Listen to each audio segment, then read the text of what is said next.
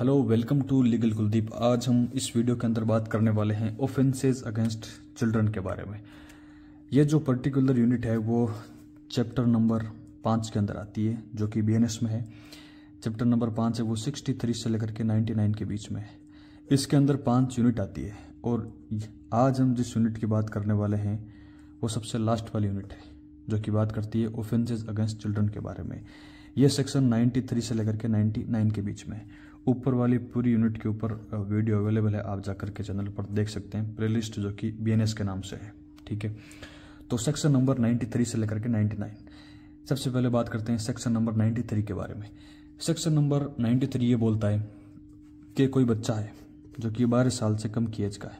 ठीक है, उस 12 साल के बच्चे के या तो पेरेंट्स या फिर जिस पर्सन के पास में एक जिम्मेदारी है कि बच्चे की केयर की जाए, उन दोनों में से कोई, है ना, वो क्या करते हैं कि उस बच्चे को एक्सपोज कर देते हैं या फिर उसको अबंडनमेंट कर देते हैं। इन दोनों का मतलब यह होता है कि बच्चे को छोड़ देते हैं, बच्चे का त्याग कर देते हैं। ठीक है, और इंटेंशनली, और उनका इंटेंशन ये होता है कि उसको होली अबंडनमेंट करता है, उनको परमानेंटली उनको छोड़ता है। ठीक है, अब यह नहीं कि बच्चे को डराने के लिए 1 मिनट के लिए उसको छोड़ दिया तो वो इसके अंदर कवर हो जाएगा, वो इसके अंदर कवर नहीं होगा। ठीक है, उसको उनका इंटेंशन है उसको पूरी तरीके से उस बच्चे को छोड़ देना है।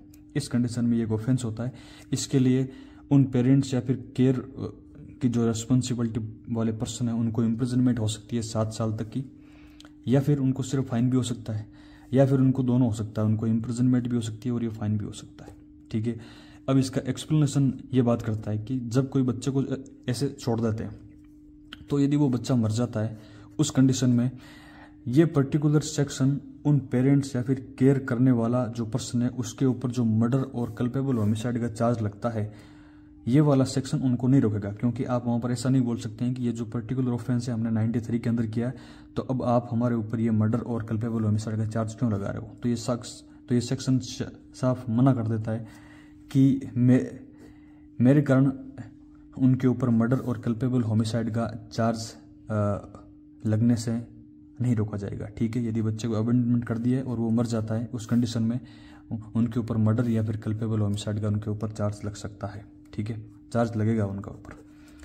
सेक्शन नंबर 94 के बारे में बात करते हैं। सेक्शन नंबर 94 ये बात करता है कि कोई भी रीजन होगा, मान लो कोई एक शादी से पहले बच्चा हो गया या फिर कोई भी कंडीशन रही होगी, आप कंसीलमेंट करने के लिए बर्थ का कि बच्चा जन्मा ही नहीं। ठीक है, तो आप कंसीलमेंट करने के लिए या फिर आप एंडेवर कर रहे हो कंसीलमेंट करना, आप प्रयास कर रहे हो कि आप उसको छुपा लो बर्थ को, तो क्या करते हो आप सीक्रेटली बरी करते हो, मतलब गुप्त तरीके से आप उसको जमीन के अंदर गाड़ते हो। किसको? डेड बॉडी को। किसकी डेड बॉडी? एक बच्चे की जो कि ऑलरेडी मर चुका है, या तो वो जन्म से पहले मर चुका है या फिर वो जन्म के बाद में मर चुका है। ठीक है, उस बच्चे की डेड बॉडी को या तो सीक्रेटली बरी करना या फिर अदरवाइज डिस्पोज करना, उसको जला देना वगैरह, जो कुछ भी, मतलब उसकी बॉडी को डिस्पोज करना। ठीक है, तो ये भी एक तरह का ऑफेंस होता है। इसमें इम्प्रिजनमेंट होती है आदमी को 2 साल तक की, 2 साल तक की इम्प्रिजनमेंट हो सकती है, या फिर उसको फाइन भी लग सकता है, या फिर दोनों से ही पनिशमेंट दी जा सकती है। अब बात करते हैं सेक्शन नंबर 95 के बारे में। सेक्शन नंबर 95 ये बोलता है कि किसी भी बच्चे को ऑफेंस करने के लिए या तो उसको हायर करना या फिर उसको एम्प्लॉय करना, अपने पास काम में रखना, या फिर उसको इंगेज करना, किसमें, कोई भी ऑफेंस करवाने के लिए। ये वाला चीज़ जनरली तब करते हैं क्योंकि बच्चा जब 18 साल से कम की एज का होता है तो उसके ऊपर जो भी जेल वगैरह नहीं जाता है, उसके ऊपर उसको सुधार गृह में भेज देते हैं। तो बहुत ही एक लिबरल, एक वो लीनियंट कानून है, तो बच्चों के ऊपर ज़्यादा उसका इम्पैक्ट पड़ता नहीं, इसलिए वो बच्चों को हायर कर देते हैं। ठीक है, तो उन बच्चों को सिर्फ हायर करना, यदि उसने सिर्फ हायर कर लिया है, वो ऑफेंस हुआ भी नहीं है, सिर्फ उसने हायर कर लिया, तो उस कंडीशन में भी वहाँ पर ऑफेंस हो जाता है। इसके लिए इम्प्रिजनमेंट जो कि 3 साल से लेकर के 10 साल के बीच में होगी, मतलब मिनिमम 3 साल तो मिलेगा ही मिलेगा, और ये जो इम्प्रिजनमेंट है वो 10 साल तक एक्सटेंड हो सकती है, साथ में उसको फाइन भी देना होगा। ऊपर वाले में क्या और आ रहा है वर्ड यहाँ पे, तो ये सिर्फ इम्प्रिजनमेंट दे के उसको छोड़ सकते हैं, लेकिन यहाँ पर इम्प्रिजनमेंट देने के साथ में फाइन भी देना होगा। ठीक है, अब मान लो उस बच्चे को हायर किया और उस बच्चे ने वो ऑफेंस कमिट कर दिया, तो यदि उस बच्चे ने कमिट कर दिया वो ऑफेंस, तो फिर उस कंडीशन में जिसने उसको हायर किया है उसको ऐसा माना जाएगा कि उसने खुद ने ही वो ऑफेंस किया है। जैसे उसने बच्चे को मर्डर के लिए हायर किया था कि यह बच्चा एक पर्टिकुलर पर्सन का मर्डर कर देगा। यदि उसने मर्डर कर दिया, ऑफेंस कमिट हो गया, तो ऐसा ही माना जाएगा कि उसने ही मर्डर किया है। ठीक है, अब इसका एक्सप्लेनेशन नंबर 1 है जो ये बात करता है कि ये जो हायरिंग या फिर जो उसको एम्प्लॉय करता है या फिर उसको इंगेज करता है किसी भी उस पर्सन का, उस बच्चे का सेक्सुअल एक्सप्लॉयटेशन करने के लिए या फिर उसको पोर्नोग्राफी में यूज करने के लिए, ये दोनों ही सेक्सुअल एक्सप्लॉयटेशन करने के लिए और पोर्नोग्राफी के पर्पज से वो उसको हायर करता है, तो ये भी इस सेक्शन के अंदर कवर हो जाएगा। ठीक है, मतलब सेम पनिशमेंट उसको इन कामों के लिए भी उसको मिलेगी। अब बात करते हैं सेक्शन नंबर 96 के बारे में। 96 बात करता है प्रोक्योरेशन ऑफ चाइल्ड। प्रोक्योरेशन का, प्रोक्योर करने का मतलब होता है कोई चीज़ को प्राप्त करना। ठीक है, तो बच्चे को प्राप्त करना। अब यहाँ पर इसका यह मीनिंग निकलेगा कि बच्चे को किसी को प्राप्त करवाना, किसी को भेजना बच्चा। ठीक है, जैसे कि किसी भी तरीके से कोई बच्चा है, उसको या तो इंड्यूस किया जाता है या फिर कोई भी एक्ट किया जाता है, उसको डरा कर धमका कर कुछ भी किसी भी तरीके से, या तो उसको इंड्यूस करते हैं या फिर उसको किसी भी एक्ट से कि वो गो फ्रॉम एनी प्लेस, एक प्लेस से चला जाए किसी दूसरी जगह पर। ठीक है, ताकि जब वो वहां पर पहुंचेगा तो उसको फोर्स किया जाएगा या फिर उसको सीड्यूस किया जाएगा इलिसिट इंटरकोर्स करने के लिए अनदर पर्सन के साथ में।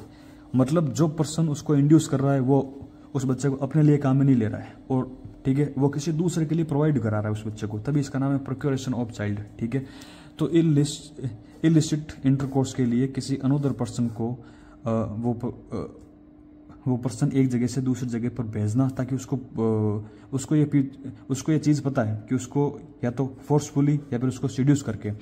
फोर्स में क्या होता है, एक फिजिकल फोर्स का यूज होता है, जबकि सीड्यूस में क्या होता है, उसको किसी भी तरीके से बेला फुसला कर उसको मनाया जाता है, उसको मनाना किसी भी तरीके से। ठीक है, तो ये भी एक तरह का ऑफेंस होता है, किसी भी तरीके से बच्चे को इंड्यूस करते हुए एक जगह से दूसरी जगह भेजना, ताकि उसको पता है यदि वहाँ जाएगा तो उसको फोर्स किया जाएगा या फिर उसको सीड्यूस किया जाएगा इलिसिट इंटरकोर्स करने के लिए अदर पर्सन के साथ में। तो ये भी ऑफेंस होता है। इसमें इम्प्रिजनमेंट आपको 10 साल तक की हो सकती है और साथ में आपको फाइन भी देना होगा। ठीक है, अब बात करते हैं सेक्शन नंबर 97 के बारे में। सेक्शन नंबर 97 ये बोलता है कि 10 साल से छोटे बच्चे का या तो आप किडनैप करते हो या फिर उसको अबडक्ट करते हो। 10 साल से छोटा बच्चा है, उसके पास में जो भी मूवेबल प्रॉपर्टी है, मान लो उसने कोई सोने की चेन पहन रखी है, अंगूठी पहन रखी है, या फिर कुछ भी उसके पास में मूवेबल प्रॉपर्टी है, उसको लेने के लिए आप उस 10 साल से कम बच्चे का किडनैप या फिर अबडक्ट करते हो, तो ये पर्टिकुलर सेक्शन इसमें कवर आता है। अब 10 साल से बड़ा बच्चा है तब आप करते हो, तब वो उसके अलग सेक्शन है। लेकिन यदि 10 साल से छोटा बच्चा है और उसका किडनैप और अबडक्शन किया जाता है, किस पर्पज से, कि उस बच्चे की जो मूवेबल प्रॉपर्टी है वो लेंगे उससे, तो इस कंडीशन में ये ऑफेंस होता है। इसमें इम्प्रिजनमेंट 7 साल तक की हो सकती है और साथ में फाइन भी। अब बात करते हैं सेक्शन नंबर 98 के बारे में। सेक्शन नंबर 98 और सेक्शन नंबर 99 ये दो लास्ट सेक्शन है इस यूनिट के। सेक्शन नंबर 98 बात करता है बेचने के बारे में, सेल करने के लिए, और सेक्शन 99 बात करता है बाई के बारे में, कोई खरीदता है। तो इन दोनों सेक्शन ही इक्वली है, बराबर ही है, बस इसमें जो इम्प्रिजनमेंट का है वो डिफरेंस आता है। सबसे पहले कोई पर्सन, सेक्शन नंबर 98, कोई पर्सन किसी सेल करता है किसी बच्चे को, या तो सेल करता है या फिर लेट टू हायर, इसका मतलब भाड़े पे देता है, या अदरवाइज उस बच्चे को दे देता है, डिस्पोज कर देता है, उस बच्चे से अपना पीछा छुड़ा लेता है। ठीक है, सेल करना, लेट टू हायर, या फिर अदरवाइज डिस्पोज कर देता है बच्चे को, कि वो किसी भी स्टेज पर काम में लिया जा सकता है, प्रोस्टिट्यूशन के लिए या फिर इलिसिट इंटरकोर्स के लिए, या फिर कोई अनलॉफुल या फिर इमोरल पर्पज के लिए, है ना। वो किसी भी एज पे, जरूरी नहीं है कि आज उस बच्चे को भेजा तो उसको आज ही काम में लिया जाएगा। इन सब चीज़ों में वो किसी भी एज में काम में लिया जा सकता है। मान लो 5 साल के बाद में काम में लिया जाए, 2 साल के बाद में काम में लिया जाए, ठीक है। तो प्रोस्टिट्यूशन के लिए या इलिसिट इंटरकोर्स के लिए या फिर अनलॉफुल और इमोरल पर्पज के लिए, तो इस कंडीशन में जो इम्प्रिजनमेंट होती है वो 10 साल तक एक्सटेंड हो सकती है और साथ में फाइन भी होगा। अब इसका एक्सप्लेनेशन एक के बारे में बात करते हैं। एक्सप्लेनेशन एक है वो एक प्रजम्पशन के बारे में बात करता है कि जब कोई फीमेल है और वो 18 साल से कम की एज की है, जब उसको किसी प्रोस्टिट्यूट को बेचा जाता है, प्रोस्टिट्यूट को या फिर किसी ब्रोथल में, ब्रोथल का मतलब होता है कोठा, ठीक है, तो उसको बेचा जाता है, तो उस कंडीशन में यहाँ पर ये कोर्ट ये प्रज्यूम करेगा कि उसको प्रोस्टिट्यूशन के पर्पज से ही वहाँ पर बेचा गया था, उसको सेल किया गया था, ठीक है। प्रजम्पशन लेने का सिंपल मीनिंग ये होता है कि कोर्ट बर्डन ऑफ प्रूफ जिस चीज़ का प्रिजम्पशन लेता है और उस चीज़ का नेगेटिव इम्पैक्ट जिस पार्टी के ऊपर पड़ता है तो बर्डन ऑफ प्रूफ उस पर्सन के ऊपर आ जाता है। ठीक है, तो जो पर्सन सेल कर रहा है बर्डन ऑफ प्रूफ उसके ऊपर आ जाएगा कि आपने इसको प्रोस्टिट्यूशन के लिए नहीं भेजा था। ठीक है, जब तक ये कॉन्ट्ररी प्रूव नहीं हो जाए तब तक कोर्ट के द्वारा यही प्रिजम्पशन लिया जाएगा कि जब उस फीमेल जो कि 18 साल से कम की है यदि उसको किसी प्रोस्टिट्यूट को बेचा गया है या फिर किसी कोठे पे बेचा गया है तो ब्रोथल के ऊपर। एक्सप्लेनेशन नंबर 2 ये बात करता है कि इलिसिट इंटरकोर्स का क्या मतलब होता है। इलिसिट इंटरकोर्स का मतलब होता है कोई भी सेक्सुअल इंटरकोर्स जो कि बिना मैरिज के हो रहा है। 2 पर्सन आपस में कनेक्टेड हैं लेकिन वो मैरिज से कनेक्टेड नहीं है। ठीक है, यूनाइटेड या फिर वो टाई आपस में बंधे हुए मतलब एक रिलेशन में बंधे हुए हैं जिसको कि रिकॉग्नाइज नहीं करता है कोई, ना तो उनका पर्सनल लॉ ना ही कोई कस्टम जो भी एक प्रथा होती है वो उनको रिकॉग्नाइज नहीं करती है। ठीक है, तो जब तक कि अब इसमें कोई इलिसिट इंटरकोर्स होता है तो ये कब नहीं होगा, जब या तो वो कोई मैरिड पर्सन कर रहे हैं तो वो एक इलिसिट इंटरकोर्स नहीं होगा, या फिर कोई क्वासी मैरिटल स्टेटस है, मतलब उनकी प्रॉपर शादी वगैरह नहीं हुई लेकिन उनकी कम्युनिटी में एक कस्टम है कि वो शादी से पहले साथ रह सकते हैं, लेकिन वो क्वासी मैरिटल रिलेशन में है कि आगे जाकर इनकी शादी होगी।